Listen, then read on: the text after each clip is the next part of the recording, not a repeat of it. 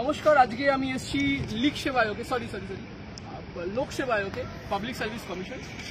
আজকে আমাদের এই ডেপুটেশনের কপি দেখতে পাচ্ছ, এখানে দুপাতা আমি দেখিয়ে দিই। আচ্ছা, একটু ছাওয়ার দিকে যাওয়া যায়। আজকে আমাদের ডেপুটেশনের দুটো পার্ট ছিল, অ্যাকচুয়ালি তিনটে পার্ট ছিল। আমাদের মেইনলি হচ্ছে ওবিসি কেসের ইম্প্যাক্ট অনগোয়িং এক্সামিনেশনে, স্পেশালি ক্লার্কশিপ মেন্স এবং মিসেলিনিয়াস মেন্স, এই দুটো মেন্সের ওপরে ওবিসি কেসের যে ইম্প্যাক্টটা পড়বে, মানে অনগোয়িং যে পরীক্ষাগুলোর ওপরে ওবিসি কেসের ইম্প্যাক্ট, সেটা নিয়ে ক্লারিফিকেশন করার জন্য আজকে ডেপুটেশন ছিল। এবং দ্বিতীয়ত আমাদের যে নতুন নোটিফিকেশন, এই যে ইন্ডিকেটিভগুলো আমাদের বেরিয়েছে 11টা ইন্ডিকেটিভ নোটিফিকেশন, সেই 11টা ইন্ডিকেটিভ নোটিফিকেশনের ফুল নোটিফিকেশন কি পিএসসি বার করতে পারবে? কারণ 12 তারিখের একটা কন্টেম্প ম্যাটারে রাজশেখর মান্তা স্যার উনি কিন্তু ক্লিয়ারেন্স দিয়ে দিয়েছেন যে কোন রোস্টার ফলো করলে কিন্তু আমাদের কোনো রকমের পরীক্ষায় কোনো রকমের সমস্যা হবে না। উনি কিন্তু বলে দিয়েছেন যে 2012তেই ওবিসি জটিলতা এসছে, তার আগে কিন্তু 2010-এ একটা রোস্টার ওয়ান ছিল, সেই রোস্টার মেনে যদি পরীক্ষা নেওয়া হয়, সেখানে যদি ইডব্লিউএসকে অ্যাড করে নিয়ে সেই রোস্টার মেনে যদি পরীক্ষা নেওয়া হয়, তাহলে কিন্তু কোনো রকমের প্রবলেম হবে না রিক্রুটমেন্ট। এবং কিন্তু কোর্ট কিন্তু দৃঢ় নিন্দা করেছে যে তোমার পরীক্ষা হচ্ছে না, তার দোষ কিন্তু তুমি কোর্টকে দেবে না। এই দুটো পয়েন্ট নিয়ে আমরা এসেছিলাম আজকে ডেপুটেশন দিতে। এবং 3 নম্বর, পিএসসি যেই 2022-এর এখন অব্দি ইন্টারভিউ চলছে, সেখানে যেন নন জয়নিং ভ্যাকেন্সি এবং ওয়েটিং লিস্ট যেন পাবলিশ করা হয়। আমার এক দাদার রিকোয়েস্টে এই পয়েন্টটাকে এখানে অ্যাড করা হয়েছে, এবং সেটা নিয়ে এবং পুরোটা নিয়ে পিএসসির কি বক্তব্য আজকে আমি তুলে ধরবো।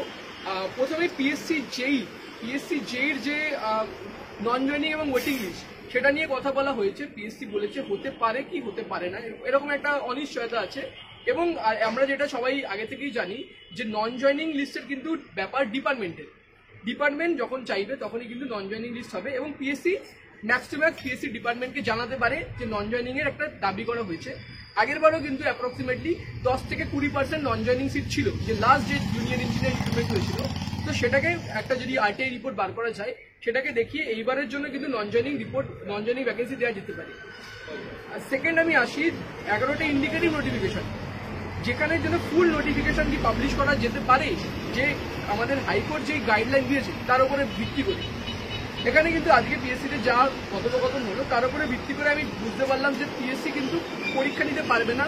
এবং উনি কিন্তু বলে দিচ্ছেন যে গভর্নমেন্টের তরফ থেকে স্ট্রিক্ট আমাদের অর্ডার আছে যে যেন কোনো রকমের নতুন নোটিফিকেশন পাবলিশ না করা হয়। এবং ওনাদের মনে একটা আরও ভয় আছে যে সুপ্রিম কোর্টে যেই ওবিসি কেস চলছে, সেখানে যদি কোনো বিফল জাজমেন্ট বেরোয়, তাহলে কিন্তু আমাদেরকে আবার এই 100 রোস্টার অ্যামেন্ডমেন্ট করতে হবে। এই 100 রোস্টার অ্যামেন্ডমেন্ট করা কিন্তু খুব বেশি হলে 1 ঘন্টা থেকে 2 ঘন্টার ব্যাপার, সেটা আমরা সবাই জানি। তার জন্য কিন্তু পিএসসি 11টা ইন্ডিকেটিভ নোটিফিকেশন বার করতে পারবে না। এবং আমরা এটাও জানি পিএসসি প্রতিটা প্রসেস, ফর্ম ফিল আপ থেকে শুরু করে প্রিলিমসের রেজাল্ট বেরোনো অবধি, সেটা কিন্তু 1.5 থেকে 2 বছরের ব্যাপার। তো মোটামুটি প্রথম যতক্ষণ অবধি প্রিলিমসের রেজাল্ট বেরোচ্ছে, ততক্ষণ অবধি কিন্তু ওবিসি এ এবং ওবিসি বি এর জটিলতা কিন্তু থাকা উচিত না, যতক্ষণ অবধি রেজাল্টটা তুমি পাবলিশ করছো। তাই জন্য কিন্তু সেই 1.5 বছর বা 2 বছর পরের অনিশ্চয়তার উপর ডিপেন্ড করে, 1.5 বছর পরের অনিশ্চয়তার কথা ভেবে আজকে কিন্তু 11টা নোটিফিকেশনকে আটকে রাখা হয়েছে। এটা কিন্তু আজকে আমরা ডেপুটেশন দিয়ে এলাম, এইটা কিন্তু সেক্রেটারি স্যারের কাছে পাঠানো হবে এবং সেক্রেটারি স্যার ডিসিশন দেবেন। হতে পারে সেখানে কিন্তু আমরা 11টা ইন্ডিকেটিভ পেতে পারি, কারণ যেখানে কোর্টের তরফ থেকে কিন্তু ক্লিয়ারেন্স দেওয়া আছে যে মানে নতুন নোটিফিকেশনের জন্য কি করতে পারি। এবার আসি যে পিএসসি মিসেলেনিয়াস এবং পিএসসি ক্লার্কশিপ মেন্স, সেটা কি হবে। আজকে কিন্তু কথা বলে আমি যেটুকু বুঝতে পারলাম, এটাও কিন্তু অনিশ্চয়তার মধ্যে ব্যাপারটা আছে। কিন্তু ওনারা বললেন পিএসসি কিন্তু অ্যাটমোস্ট চেষ্টা করছে যাতে কোনোভাবে মেন্স না পিছোয়। কিন্তু আজকে একটা জিনিস আমি ক্লিয়ারলি হিন্ট পেলাম, মেন্সের ডেট কিন্তু যেই এক্সাম ক্যালেন্ডারে যে ডেট আছে পিএসসি মিসেলেনিয়াস এবং পিএসসি ক্লার্কশিপের, সেই ডেট কিন্তু পিছবে। আজকে কিন্তু আমি 90%-এর ওপরে 90%-এর থেকে বেশি হিন্ট আমি পেলাম কিন্তু এক্সাম পিছবে। কিন্তু এখন অব্দি এক্সাম কি পুরোপুরি বন্ধ হয়ে যাবে কি যাবে না, সেটা নিয়ে কিন্তু কোনো ডিসিশন কিন্তু আমি জানতে পারলাম না পিএসসির তরফ থেকে। কিন্তু হতে পারে যে এক্সাম স্টল হতে পারে, কারণ স্পেশালি যখন আমাদের 12 তারিখ chief secretary of government of West Bengal court এসে যখনই বলেছিলেন যে পুরো পশ্চিমবঙ্গে সমস্ত রিক্রুটমেন্ট প্রসেসকে বন্ধ করে রাখা হয়েছে, এটা কিন্তু উনি অন রেকর্ড হাইকোর্টকে জানিয়েছেন। তার উপর ভিত্তি করে পাবলিক সার্ভিস কমিশনের কি স্ট্যান্ড, সেটা কিন্তু আজকে আমি ক্লিয়ারলি আমরা কিন্তু জানতে পারলাম না। কিন্তু একটা জিনিস জানতে পারলাম যে পিএসসি কিন্তু সদিচ্ছা আছে পরীক্ষা নেওয়ার এবং মেন্স কিন্তু হতে পারে। এখনো কিন্তু আমি বলতে পারি 50-50 চান্স মেন হওয়ার। তো সবাই নিজের প্রিপারেশন অ্যাট পার রাখো। প্রিপারেশন কেউ বন্ধ করে দিও না যে পরীক্ষা হবে তবেই আমি পড়াশোনা শুরু করবো, এমন কিন্তু কোনো মানে নেই। পড়াশোনা তোমাকে প্রত্যেক দিন করতে হবে, প্রত্যেক দিন 4 ঘন্টা 5 ঘন্টা 6 ঘন্টা যার যেমন ক্যাপাসিটি তোমাকে কিন্তু পড়াশোনা করে যেতে হবে। এবং ক্লার্কশিপের ভ্যাকেন্সি কিন্তু অ্যাট পার ভ্যাকেন্সি আছে, সেটা নিয়ে একটা আরটিআই সাবমিট করা হয়েছে আজকে যে ক্লার্কশিপের কত ভ্যাকেন্সি থাকতে পারে। এবার একটা জিনিস আমরা জানি যে পিএসসি অত অনগোয়িং রিক্রুটমেন্ট নিয়ে ভ্যাকেন্সি রিপ্লাই না দিতে পারে, আমরা ডিপার্টমেন্টাল ভ্যাকেন্সি করে দিয়েছি যে ডিপার্টমেন্ট ওয়াইজ কি কি কাট অফ আছে সেগুলোকে আমরা অ্যাড করে একটা এস্টিমেশন পেতে পারবো যে ক্লার্কশিপে কত ভ্যাকেন্সি থাকতে পারে। অলরেডি আমরা এক্সাইজ ডিপার্টমেন্ট থেকে একটা রিপ্লাই পেয়ে গেছি। অন্যান্য যত অ্যাডমিনিস্ট্রেটিভ এবং ডাইরেক্টরেট ডিপার্টমেন্ট আছে সব জায়গাতেই আরটিআই পাঠানো হয়েছে। তার একটা আস্তে আস্তে রিপ্লাই যখন আসবে আমরা একটা অ্যাডিশন করে বলতে পারবো যে ক্লার্কশিপে কিরকম একটা এস্টিমেটেড ভ্যাকেন্সি থাকতে পারে। কারণ পিএসসির কথায় সেটা 7 থেকে 6,000 থেকে 9,000 এবং রিয়েলিটিতে সেটা কি সেটা তো আমরা কেউ জানি না। এবং পিএসসি এখন অব্দি দেয়নি যে কত ভ্যাকেন্সির ওপরে পরীক্ষা হচ্ছে। তো এমতো অবস্থায় আমাদের চোখ এখন থাকবে যে মেন্স কবে হবে।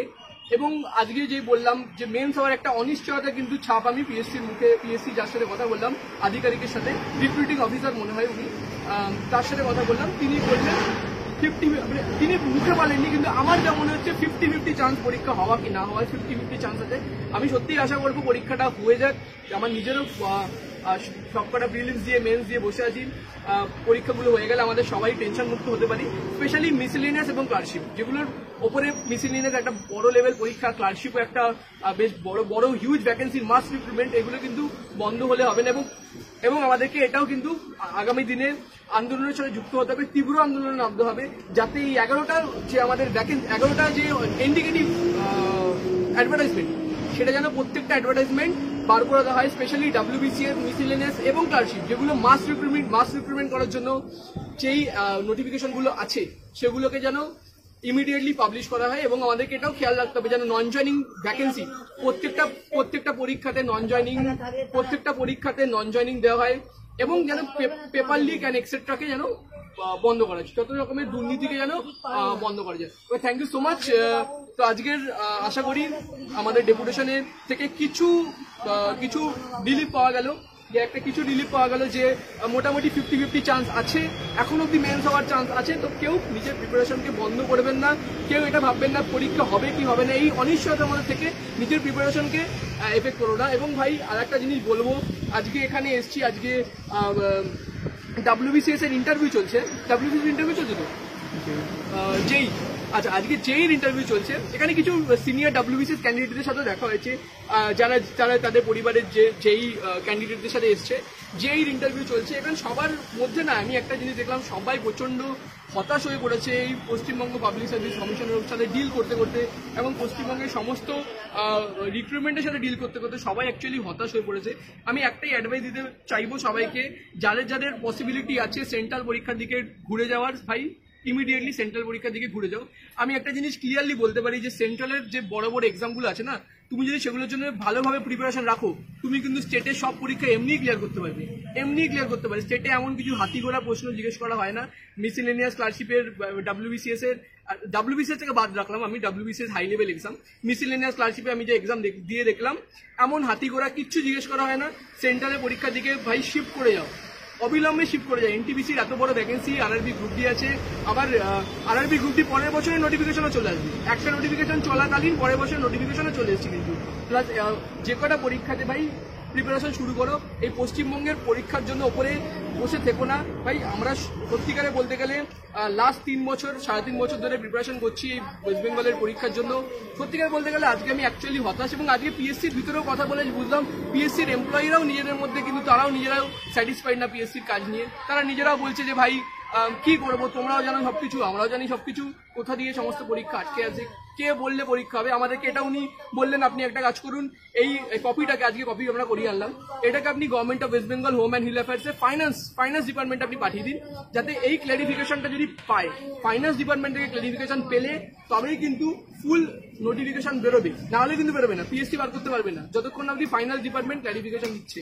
তো আমরা বললাম যে ঠিক আছে চলো এটাকে আমরা কপি ফরওয়ার্ড করে ফাইন্যান্স ডিপার্টমেন্টে পাঠিয়ে দেবো, যাতে 11টা নোটিফিকেশন যেন পুরোপুরি কমপ্লিটলি বেরিয়ে যায়।